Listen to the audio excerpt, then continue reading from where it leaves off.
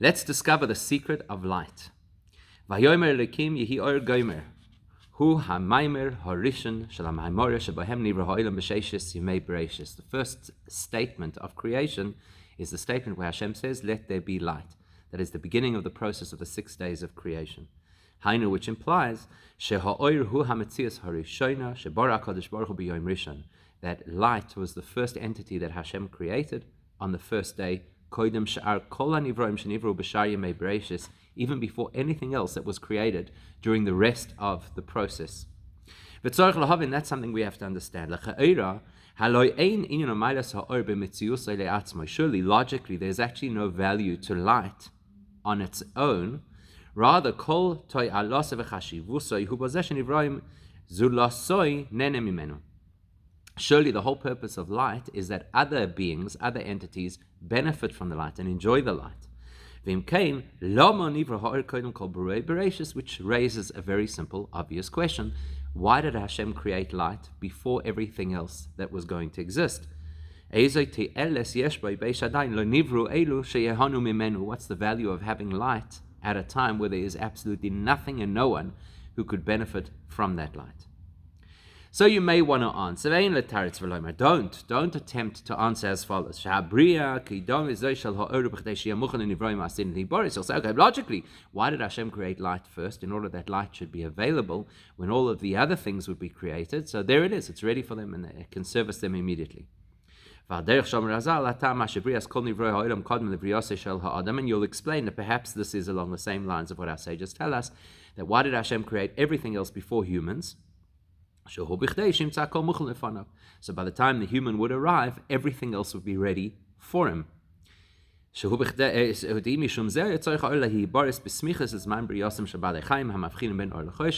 that were the case, and the purpose of having light created first was that so as soon as sentient beings come onto the scene, they can benefit from the light, well then logically the light should have been created just before the first beings with awareness, the animals. Or at the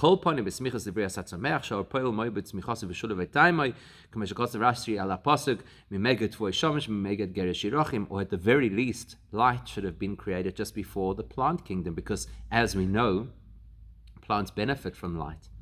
So it doesn't yet answer the question. It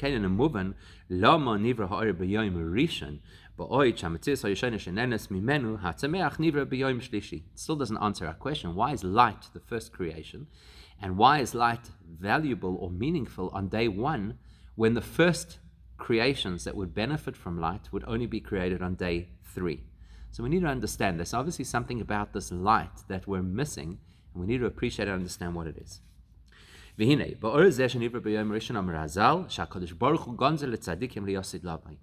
Commenting on this unique light that Hashem created at the beginning of creation, because bear in mind, this is before the sun and the moon and the stars, so it's not light necessarily as we know it.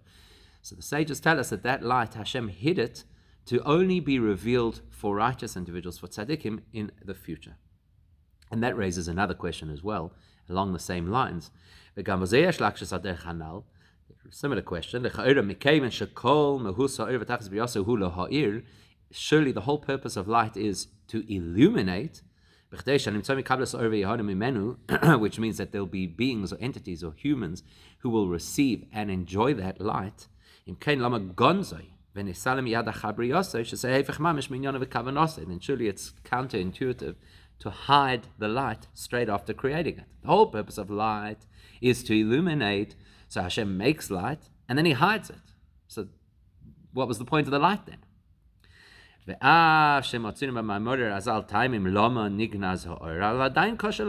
so you look in the Gemara and we'll give you various reasons why that light was hidden.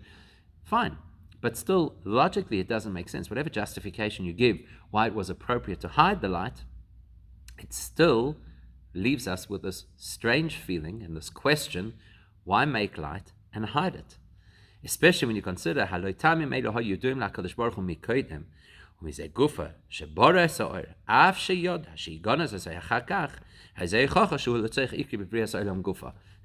the different explanations that are given why Hashem, so to speak, had to hide the light, why it was not appropriate to be revealed to people. Hashem knew all of that in advance. So he knew that he was creating a light that he would have to hide.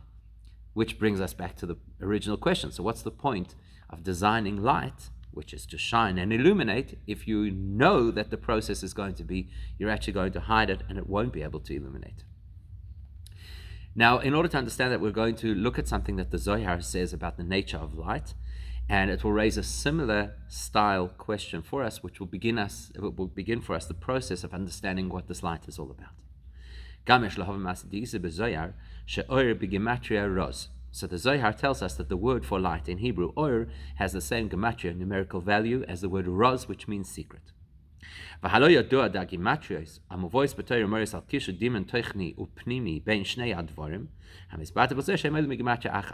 course, people like to play Gematria games, but genuine Gematria that is recorded in Torah, that this word equates to that word, that means it's not just accidental or incidental. That means that there's something deep and meaningful that connects those two words and their content, their message, to each other.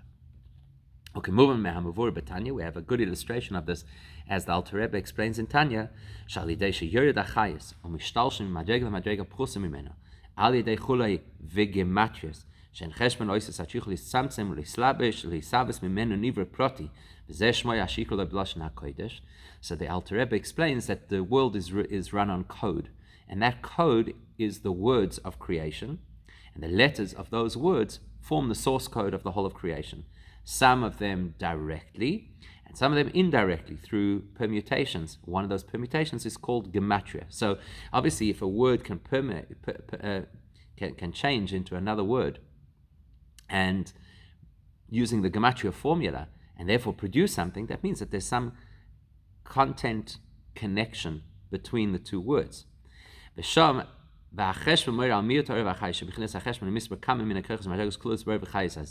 Alter Rebbe explains there in greater detail, that obviously the words that are original words indicate a higher level of, or clearer level of divine revelation, and those words that are the results of different permutations and gematrias and that kind of thing, that implies that there's been a degrading of the divine revelation in those particular source codes. So, so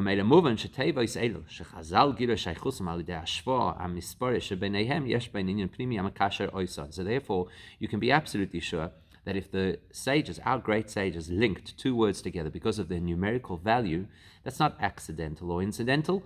That tells us that there's some strong connection. There's the same energy, just represented, so to speak, in a different way. And so if you have the word or and roz, and they have the same gematria, the implication of that is that they've got a very deep connection between the content and the meaning and the theme of those two words, and we have to explore what that meaning is. Because in the context of or and roz, they actually don't seem to link. In fact, if anything, they seem to contradict.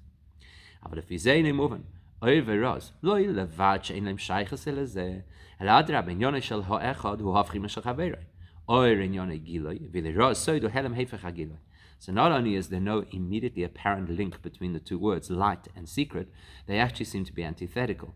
Because the purpose of light is to reveal and illuminate, and the purpose of a secret is to conceal. So how can Oir and Roz link with each other? They are totally opposite themes. The theme of clarity and revelation versus the theme of obscurement and concealment.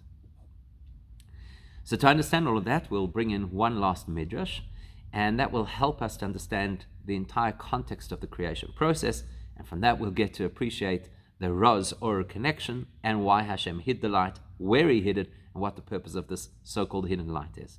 And effectively what we're going to see is that there'll be two elements of the light experience that we're going to talk about.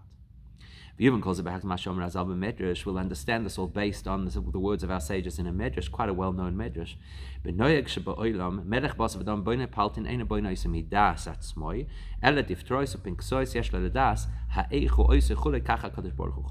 So the medrash says, people don't just build a house. If you have a king, obviously when we refer to Hashem in any kind of a metaphor, we use the expression of a king. So a king wants to build a palace. He doesn't just suck it out of his thumb. He gets he uses difterois or pinkasois, which basically means blueprints and plans, and then once he's drawn up all of those plans and blueprints, then based on that, they go about building the palace. And in a similar vein, Hashem first made the Torah, and that's the blueprint for creation. In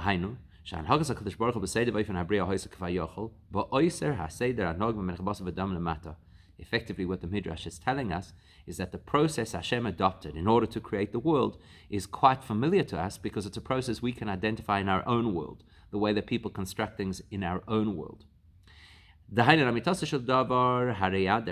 מה שהנוהג שבעולם למטה הוא בסדר באופן כך וכך, אין זה אלא מפני שכוחו הוא הסדר למיילו במקור ושורשו האלוקי של העולם, ומשם נמשך ונשתל של למטה. Obviously, logically, it's exactly the opposite of what we've just said.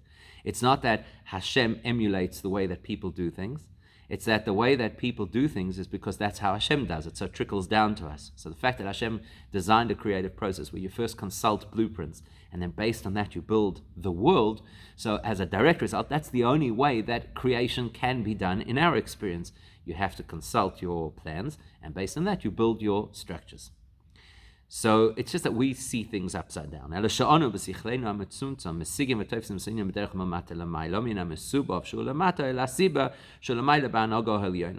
that we don't have the capacity to stare into the higher spiritual realms and understand what's going on over there. We have to explore from our reality. And the way Hashem's designed the world is that we can observe our reality and say, okay, look, this is what happens with people, and this is how people do things. And then we can appreciate that Hashem allows us a glimpse into how He does things based on the way that He's designed how we do things. So we look at plans in order to build buildings. That's an insight for us that the way Hashem created the world is He had a so-called set of plans that He consulted in order to create the world. Al kol ponim, moving mimaimer azal hanal, shenoig oilam shel adon lamata, hu dugma umashal asidir v'nyone abriya al yidei HaKadosh Baruch Hu. The take-home for us here, there are other things that we can learn from this midrash, but the take-home for us in this particular conversation is that there is this mirroring of Hashem's way of doing things in our way of doing things. So you observe us, and from that you understand things about Hashem. So therefore, let's look at ourselves and how we go through processes like a construction process, and that will help us to understand the nature of creation, and it will resolve our questions.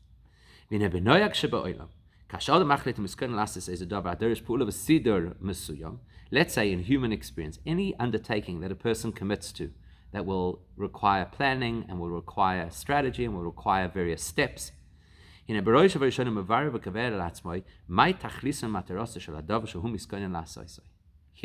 key information for what we're going to talk about. In human experience, if you're going to undertake any kind of a process, whatever it is, whether it be physical structure, whether it be a business that you're launching, whatever it is, you always have to start with a very clear vision of what the purpose of this process is. Why are you doing this? What do you expect to achieve? What do you want to see on the other end of it?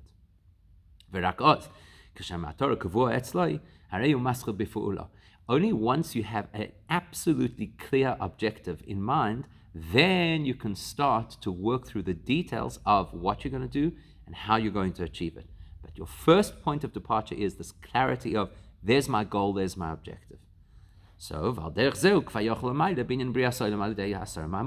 have to say that if Hashem has designed us to work that way, it's to allow us a glimpse into, so to speak, how He works.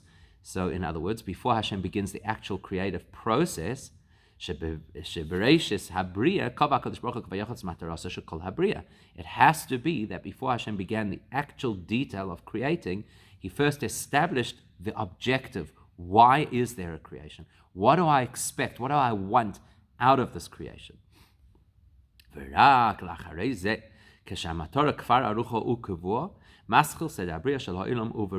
exactly as we experience in our own lives, only after Hashem has clarified what the objective is, then He begins the process of actually creating. So this is important information for us. There are two fundamental steps to creation: establishing the purpose and then starting the process of the actual creation. This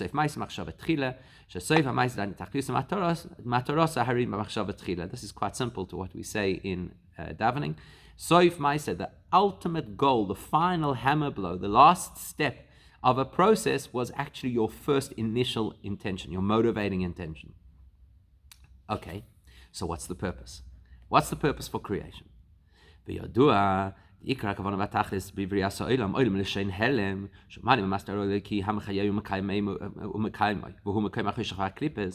what is the purpose of creation? Creating a world, oilam, which comes from the word helem, which means to conceal. In other words, what was the purpose of creating a reality that obscures Hashem from our sight? Creating a world that is primarily dark and antithetical to holiness. What's the purpose? The purpose is that we, humans, should come along and transform that world. So Hashem created it with a nature that is distant from Hashem, that is dark, that is obscured, so that we could come along and transform it into a place of revelation, clarity, and light. That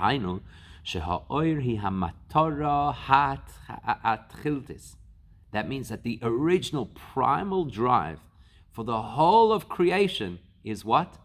Light. Why did Hashem create a world? In order that there will be light. Because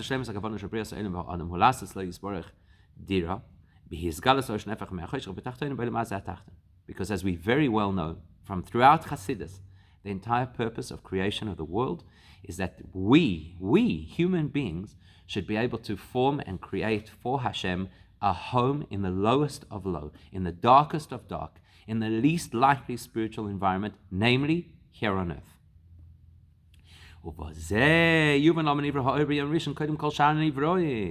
Now we understand why light was created right on day one, even before anything was created. Not because that was a light to service humans, to illuminate, to help the plants grow. This is the light that is the goal and objective. This is why there's a world, in order to bring light. So, he amatora shekol v'akadosh baruch hu hakdam l'bria soinos mamora harishan yehi or kloimar shekol abria hasid liyois olam akol prat v'vurav kol ze yehafech vayehi or. So what does Hashem say right at the beginning of creation? Yehi or. That's not just a statement of, oh look, I'm making light. That's a statement of saying everything that's going to follow is for a singular purpose. Yehi or.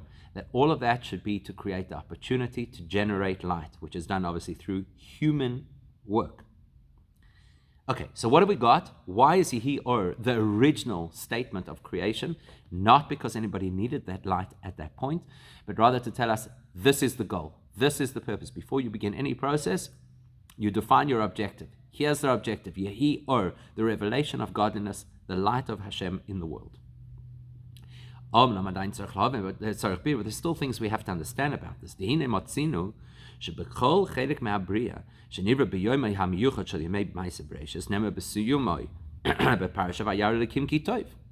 Whoa, hang on a second. You're telling me that the light is a primal creation and the objective of the whole of creation. But when you observe the story, at the end of every single day of creation, it says Hashem saw and it was toiv, it was good. What does toiv mean? You know,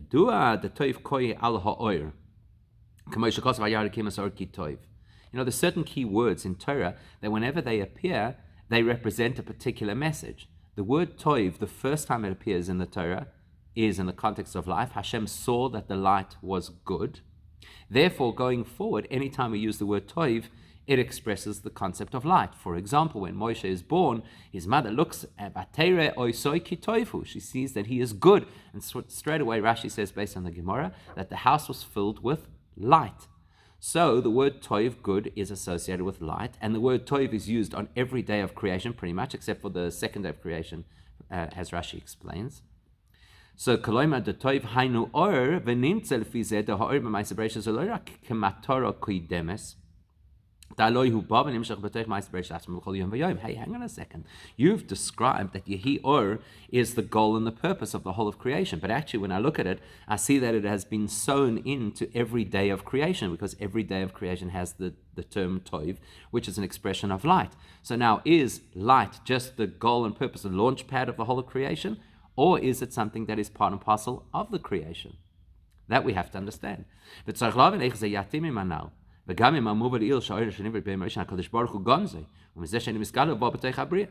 we need to understand what's going on over here. Originally, we said that the first light Hashem created, he hid. Now we're saying that light is somehow available every single day. We also explained that the original Yehi Or is setting the tone and the purpose for the whole of creation. So it's not part of the creative process. It is the motivation for the creative process. And now we're saying that it is actually there, present in every day of creation. So which one is it? So therefore, to explain it, there are two things we have to look at. There are two ways in which your objective plays out. Number one, kfi shehi ba begidul Gematria ikris v'akilas machshavta v'kavanasa shel hapoel lifnei hapula v'aschalasa. The first way that the purpose of any project plays out is in your own mind. So before you start the project, you have absolute clarity in your mind. This is where I want to get to. You haven't done a thing yet. You haven't lifted the first pencil to write down the first note of how you're going to achieve this. But the objective is absolutely clear to you. That's the one experience of your objective. The second one is now, once you start working on the actual project, you don't forget your original motivation. That original motivation accompanies you through every single step along the way for obvious reasons, because it's like, okay, now we're doing this. Now we're actually making this happen. So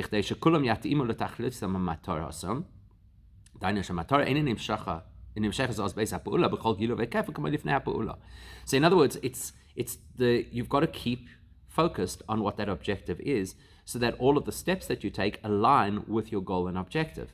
You're not at that point in time feeling that great clarity and great revelation that you had right at the beginning, but you're certainly aware of it. It certainly accompanies you. You know, I'm doing this step because I want to get there. So right now I'm focused on the step rather than the objective, but I understand that the step is relevant to the objective. You can apply the same logic to Hashem's purpose for creation. This original light that Hashem had created, which is the motivation for creation, has two components or two levels to it. Number one, madregas etzem ha'or shemuforish b'torah vayarkim ha'or kitov ha'or atzmoi k'mo shehu mizgala b'yoyim u'mayim rishon kodim misavosim shekol nivroa inam k'matrosam v'tachlisam. First, you have the pristine experience of or. Yehi or. Here it is. This is how it is supposed to be. This is the goal. This is the objective. This is the light that I've created everything else for, or that I will create everything else for. It's the purest form of that light. Nothing else is in the picture yet.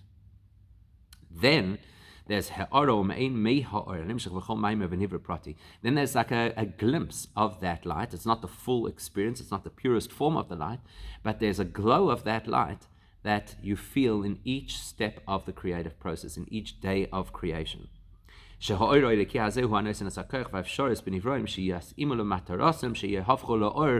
is basically the theme that runs right through the whole of creation. Everything that Hashem makes is made with the potential to eventually realize and reveal that original light. So you're not seeing it in every day of creation, you're not feeling it in every day of creation, but it's there just beneath the surface, waiting to emerge. And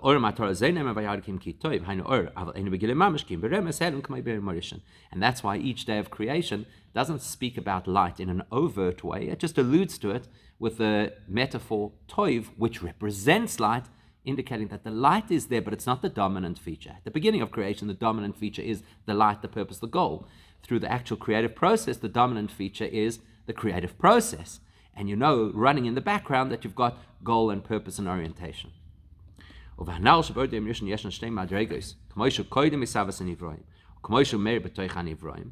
now this concept that we've spoken about, that there are two experiences of the light, that will actually align with a deep spiritual concept. So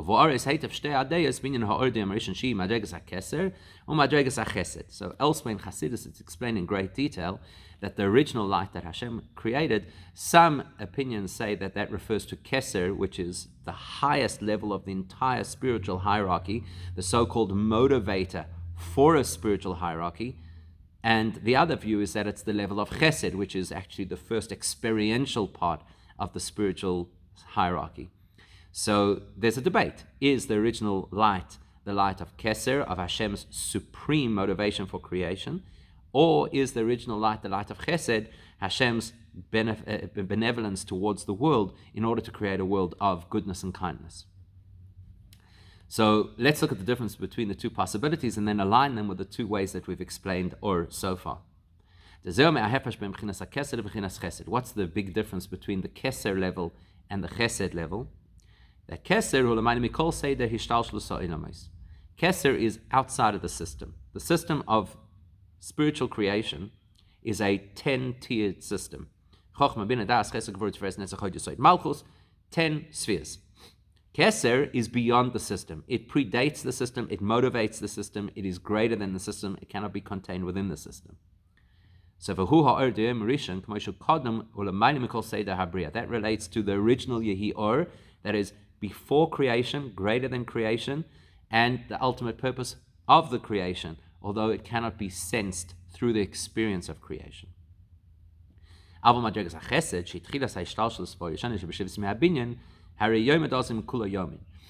on the other hand, chesed is very much part of the creative process, and that's why the expression that we use is that the kindness Hashem, the benevolence, the goodness that Hashem expressed on the first day of creation accompanies every day of creation. That means that every day is constructed on a backdrop of chesed, as the expression goes, Olam chesed yiboneh. Hashem created a world out of chesed.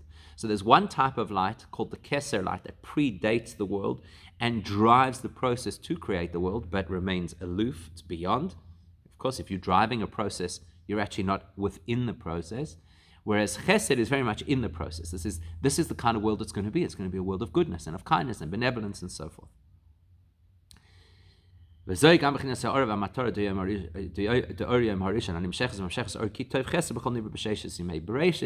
now this is another component of that original or. This is how that or filters into and seeds into every single facet of creation. This will help us resolve the seeming contradiction between or and Raz, where we said, whoa, they're complete opposites. Or is sharing and giving and illuminating and clarifying, and Raz is withholding and being secretive and concealing and obscuring. How do the two go together? Well, now we're starting to understand that Or itself has two completely different elements, especially when we're not just Or generally, but the Or of creation has two totally different elements to it.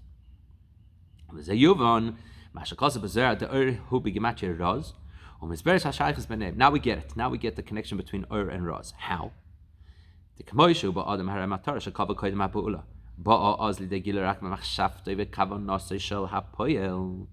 So when a human being begins a project, where's the clarity? Where's the insight into what the objective of this project is?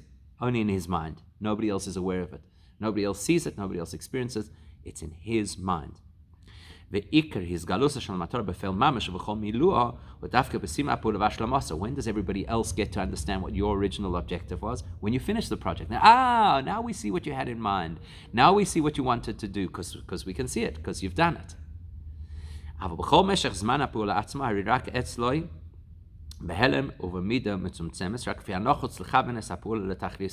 as long as the project is building, where is that objective? Still in my mind. Still in the planner's mind. And he can see, that point aligns with my objective. And this step that we've done aligns with my objective. But nobody else sees it yet because it's an incomplete tapestry. That's in human experience. And it's quite similar in the divine experience, because as we've already said, the reason we have certain experiences in our lives is because that filters down from the way that things are for Hashem. Seeing as the entire purpose of creation is light, i.e. revelation of Hashem. So when are you going to see this? When are we going to see the purpose of creation? When we get there. When we achieve the purpose. When we complete the project. Then you'll say, now I get it. This is what it was all about. That's why Hashem created a world. This is the light that they were talking about. In other words, at the end of time, when Mashiach comes.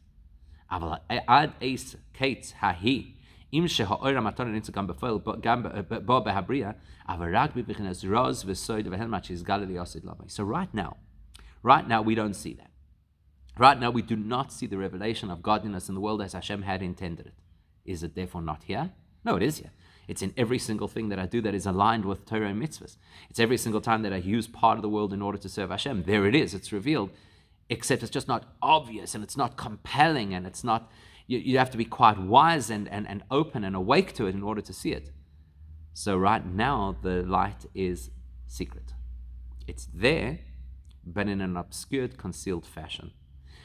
Until eventually we hit that threshold, and then the sluice gates open, and suddenly you see the godliness and the light that had built over generations. That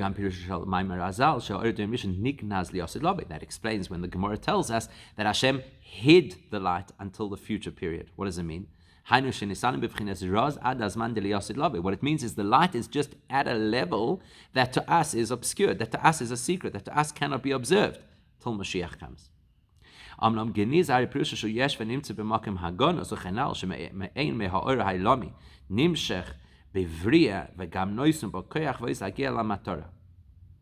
you say that something is hidden, it means it exists. It just doesn't exist where you can see it.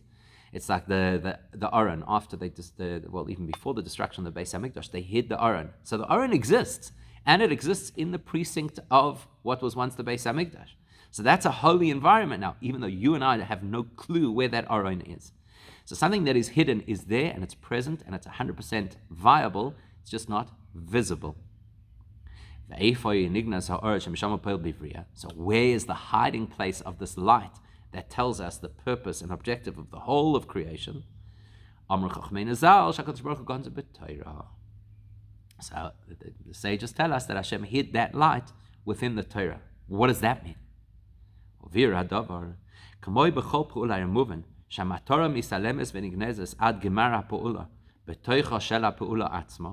In any project, as we've already discussed, the objective of the project remains concealed within the process of making that project happen. That's where it's hidden. Where else is it hidden? It's not hidden somewhere else. You don't hide your objective in an office in a vault and then go do the project. It's hidden in plain sight. Anybody who has eyes can see where this project is headed. That's where it's hidden. It's hidden inside the project. Because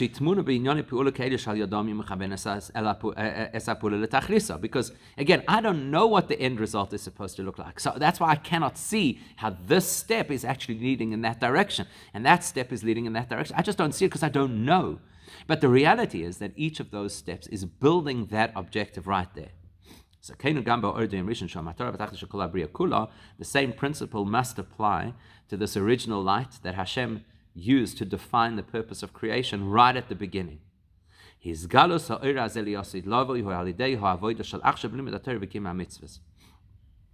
the ones doing the project. Hashem's objective is total revelation of the light of God. How is that objective achieved? When you and I sit down and learn Torah or do a mitzvah.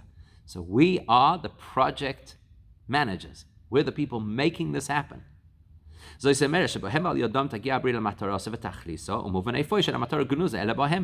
now logic says, if these are the things, these are the steps that are going to bring creation to its ultimate objective and purpose, then it must mean that within these processes, within our Torah, within our mitzvahs, therein lies the light. We're constructing it. We're weaving it. We're just not seeing the finished result. The kol avoid the kima mitzvahs ba me'ater v'limud the k'mayim razal gadol talmud shemeveli demaisa nimtza shekin glizasa shelateru shelaoru b'Torah. Now, logically, where do you get to know how to run the project? How do you know what steps you're supposed to take in order to fulfill the objective for creation? You look in the Torah. So that's the main place where the light is. The guiding light of what we're supposed to achieve is in the Torah. What can that teach us? The lesson for us is clear and simple, says the Rabbi.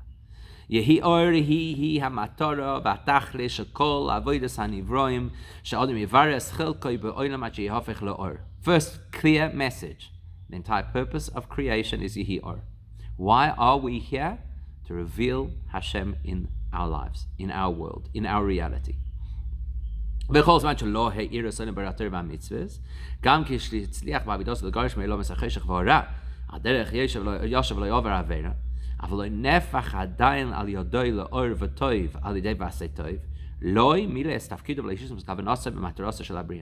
as long as our Judaism is just about avoidance, so we get rid of all the negative in our lives. Don't speak Lashon Hara. Don't eat non-kosher. Don't desecrate Shabbos. We haven't yet done what needs to be done. The purpose of life is Yehi Or, to bring light, to take the things of our world and transform them from being dark and obscuring of godliness into being those things that reveal Hashem. That's our purpose, to use the world to reveal Hashem. Because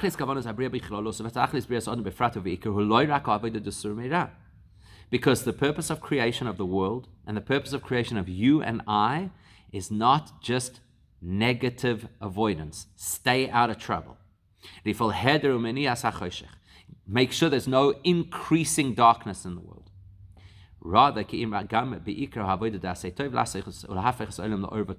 our primary objective in life is to transform the world to light and good. Yehi Or. That is our purpose. So now let's observe how Hashem did it, and based on the way that Hashem did it and the order in which Hashem made this process, it will teach us how things are supposed to happen in our lives. Number one, Shemiyad Bereishis Abriya B'Yom Rishon of Mayim Rishon Kova HaKadosh Baruch Hu Matarasa L'Achrei Ba'as Ha'olam HaKol Beru Of. On the one hand, Hashem established the objective and purpose, Yehi Or, right at the beginning, and then he got down to the details. Number two, on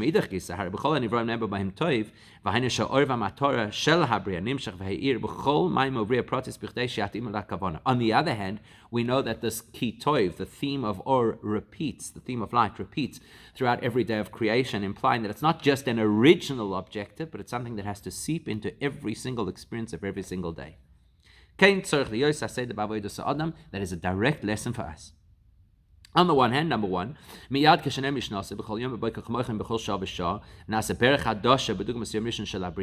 up in the morning and you're now a brand new creation, which is reminiscent of the original creation of the world. The first thing you have to do, just like when Hashem created the world originally, He established the purpose and objective of the world. That's the first thing we have to do every single day. What is my purpose? Eingecarved and obdulate. It has to be absolutely carved into our minds that the purpose, why did I wake up this morning? In order to generate light in the world, in order to reveal Hashem in the world. That's why I am here. Once you have that clarity, then you can get to the details of what it is that you're going to do today. But the driving force has to be, I am here to generate light in the world. That's my purpose. Then, secondly, it's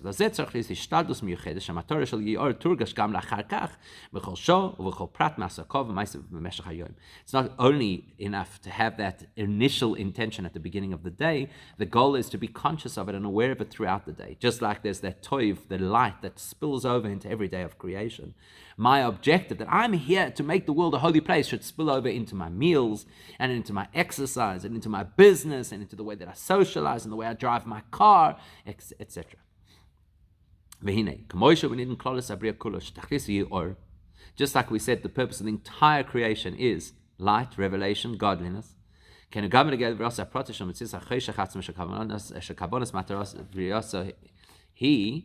So in the same way as the purpose of creation was to generate light, it turns out that the purpose of darkness is also to create light.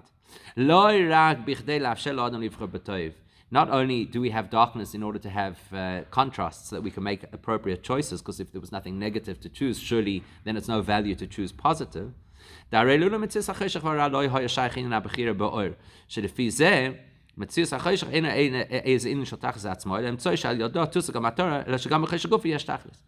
would think darkness has no purpose. The only reason we have darkness is to avoid it so that we can make good choices. Turns out that no, that's not true. Darkness also has a purpose. What's its purpose? You know why there's darkness? To give us the opportunity not just to avoid it, but to transform it. Not only to stay clear of sin, but to transform the physical, material world into vehicles to reveal godliness. Yehi Or. Everything in my life, unless it's absolutely forbidden by Torah, everything in my life is an opportunity to generate light, awareness, revelation of Hashem. V'hinei. The person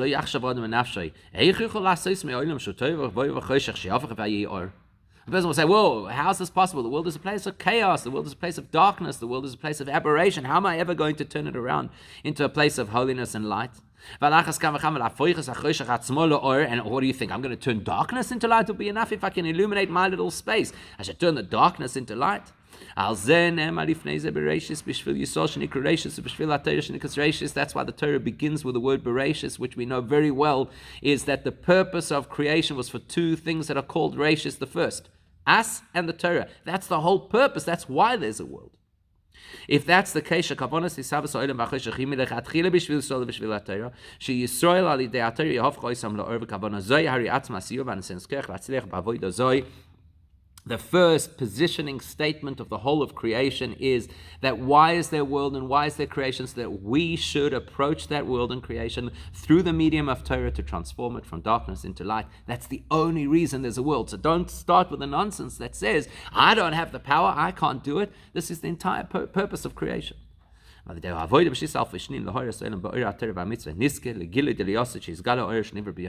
our efforts during this period of Galus, we should please God soon enough succeed in seeing the revelation of the light that Hashem had He had in mind right from the beginning of creation. Then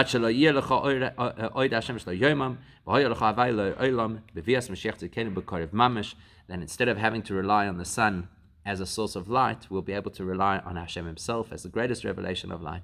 And may that happen in Mitzvah Hashem immediately.